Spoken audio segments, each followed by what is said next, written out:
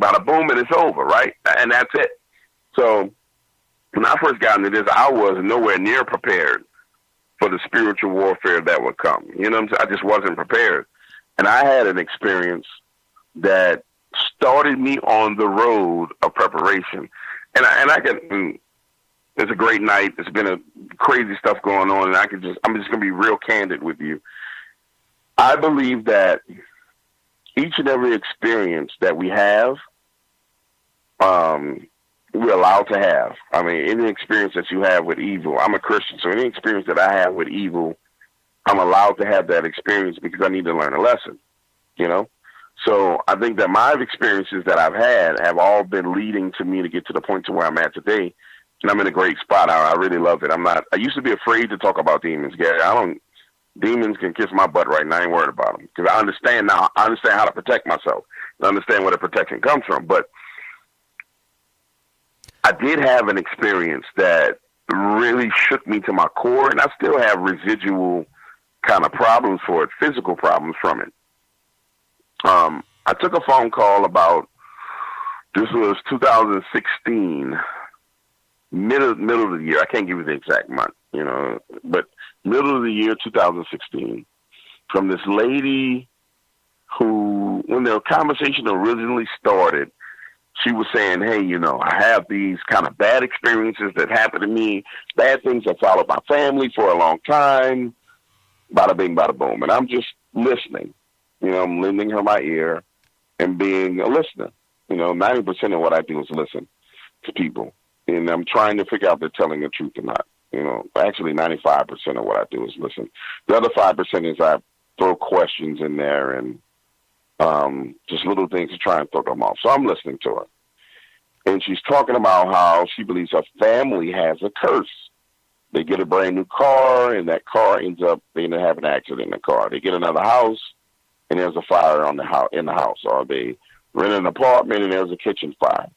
And how these traumatic experiences have followed their family for years. And again, 2016, Gary, I am not the person that I am in 2018. You know what I'm saying? I'm just knowledge base wise. I don't have the extensive knowledge base that I have now and the understanding of the spiritual world back then that I have right now. Oh yeah, so I'm talking to her. It grows. You're right. And so I'm talking to her and I'm listening and I'm just trying to be a kind ear. We talk for about a solid 45 minutes and I get hungry and I say, hey, let me go get some food. I'm going to get my food and I'm going to call you back. I'm at a cigar shop in Dallas on Greenville Avenue. It's called Dallas Cigars. Across, like, the parking lot from Dallas Cigars is this place where you buy, like a wing shack, but the name of it is not Wing Shack. It's like Wild Wingery or something like this, like green and white.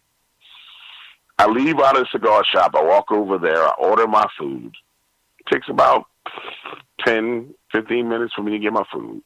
And I'm thinking, okay, I'm going to get me like a Sprite and a bottle of water, and I got boneless chicken wings and french fries. I'm actually excited, bro, because I'm like hungry. I've been smoking. Anybody who smokes cigars knows if you smoke too many, you get dehydrated and your mouth gets all dry like I am right now. Oh, I smoke cigars, I know. Yeah, you know. So, well, it's always good to meet another fellow cigar smokers. I say all the time, cigar smokers are some of the most sophisticated gentlemen you will ever meet. And so I go back into the cigar shop and I sit at this circular round table by myself off in a corner. There's about 10 people in there. And I start eating, I call her back. And so she starts telling me the rest of the story, or the rest of the stories. Tells me a story about, like, this shadow person that she saw when she was a kid that was coming down the hallway towards her, and her dad was in the living room, and it blocked out the light from the living room, and how her dad had to actually run through the shadow to get her. And her dad started praying, and the shadow went away. And that was the first indication in my mind that, okay, this might be something demonic. And then it just went left, brother. When I say it went left, the conversation went left. Everything just went crazy. She starts crying on the phone.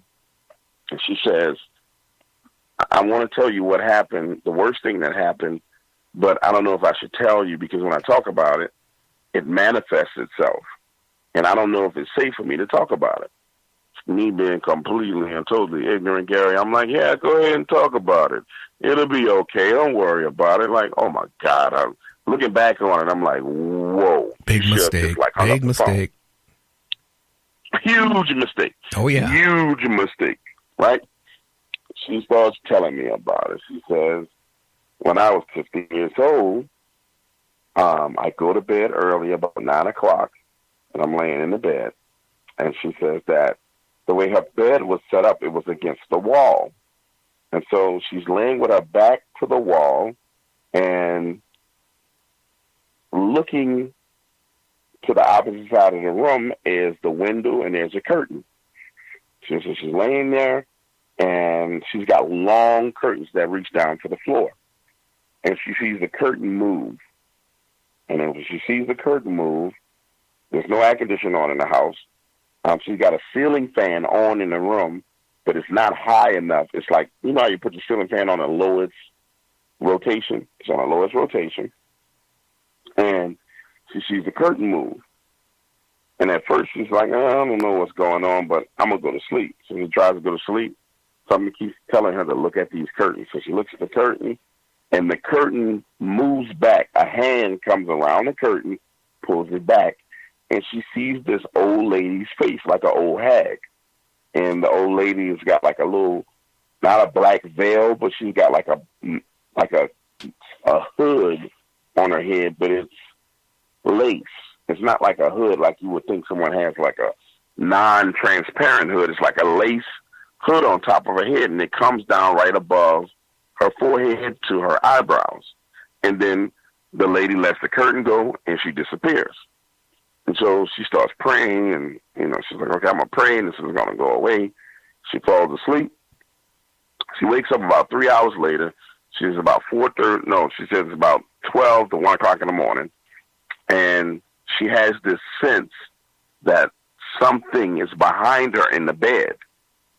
Like something or someone is laying behind her on that wall side of the bed. Oh, wow. And she told me, she said, this is before I told people my name was James. She called me DW. She's like, DW, I'm laying there and I can feel something there with me. And I'm not sure what it is, but I can feel something. She said, so I started to look over my shoulder. And she said, in order to look over my shoulder, I had to roll my shoulder a little bit forward and then turn my head. She's like, so I rolled forward a little bit and then turned my head and then started rolling back to where everything rolled, like her upper body started rolling backwards. And as she rolled, that same lady was there, right behind her. And she said, I said, well, what did you do? She said, I started getting this chill across my body. She's like, imagine like you were in a normal room and it was just normal temperature, and then the temperature just dropped like to 30 degrees. She said, I started getting this chill, and then I felt something, and I'm going to stop right there, but she felt a finger penetrate her in her body, right? Okay, now we gotta take a pause for about 1 minute, and then we'll get back to this. So you're going to be on hold for 1 minute, and then I'll bring you right back. All right, sounds good. Okay.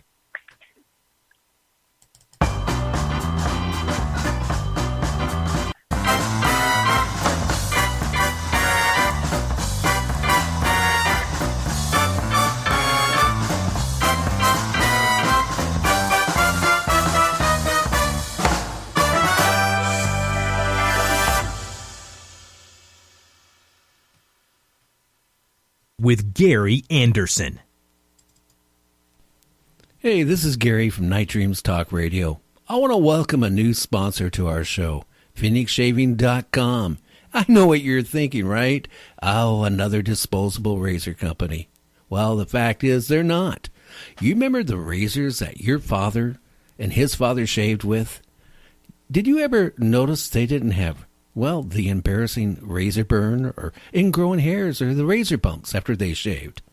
Did you notice they were also relaxed after they were done shaving? Well, the problem is these big corporations want to sell you razor after razor after razor. Think about how much money you spend a year on razors. Or do you use electric razor? Then you're going to find out what razor burn is. So you need to check out Phoenix Shaving Starter Kits. They come complete with the soap, the brush, and a 2.5-month supply of blades. And the most important part of it, a all-metal razor built to last generations. So, hey, you can donate it to one of your sons when they turn 18. Check out PhoenixShaving.com and tell them that Gary from Night Dream said, hey, I want one. That's PhoenixShaving.com now.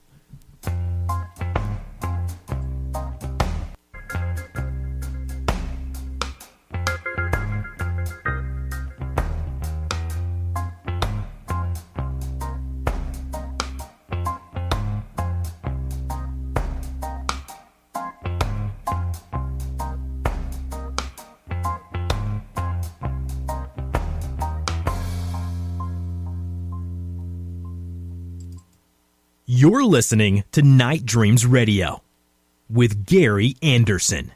Hey, that is me. We're talking to Dark Waters here tonight, kind of telling us a little spooky tales and stuff like that.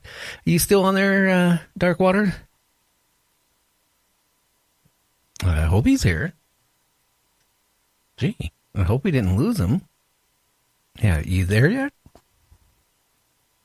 Well, maybe he had to step out for a second. But, yeah, some of these things can be really, really scary, you know. And you got to check out his YouTube channel, Dark Waters. And he has some really, I think we lost him. I think we got him back. So let's see. Are you there? Well, let's see. We might have lost him. Please leave your message for 504-20937. Okay, here he is, I think. Okay, I think we lost you there for a minute. Yeah, that's that powerful mojo right there, bro, because I didn't do anything. Like, I went and got a lighter while I was on my 1-minute break and lit my cigar and sat back down, and the phone was like, oh, no, you're not going to talk to Gary anymore. It's crazy. Yeah, you know, it's funny. You know, like one night we were talking about some things. I had a DOD agent or ex-agent on, and we were talking some things. You know, he was kind of, you know, saying some things probably he shouldn't have been saying. Oh man, I'll tell you, the phone went dead like 3 times during the conversation for no reason at all. Got him back on the phone, then the internet went dead, and then got him back on, and you know, we changed the subject and had no more problems. Yeah, I've had that happen when I talk about certain topics, and then I've had it happen when I talk about certain entities. I've had, and I probably pay a price for talking about this tonight, but whatever. It'll try and do what it has to do. But let's get back to the story. So yeah, let's get back to it. She's rolling over, looking over her shoulder, and she sees the same woman that was behind the curtains, and then she feels a finger penetrate her body, right? And she tells me that, right? So remember, going back to the story, I'm sitting at this huge circular table. In front of me is my food. I got my fries and my boneless wings on my left, by my left hand. On my right hand side, I got my Sprite, my bottled water. In front of both of those is this ashtray, a huge ashtray that I have my cigar in. When she tells me that about this finger penetrating her body, my inner spirit, and to this day I think it's the Holy Spirit within me, says, hey, get off the phone. Like, just like I just said that, it says in my brain, hey, hang up the phone, get off the phone. And throughout my life, I've had encounters with different things and different people where I've been in some hairy situations where I have this instinct and it comes to me and it tells me to stop doing something. Like, hey, don't go down that street, that's bad. Hey, don't go into that club because they're going to die in that club tonight. And I'll always listen. So that voice is familiar to me. And so I tell her, I say, listen, and my exact words are, listen, because you got to remember, she's breaking down crying. And I say, listen, I have some demonologists that I want you to talk to, but I'm going to have to get off the phone with you for a moment, and I'm going to call you back. I said, but when I call you back, I'm going to call you back with their information. I hang up the phone, and as soon as I put the phone down, it says, take your food and throw it away, and then start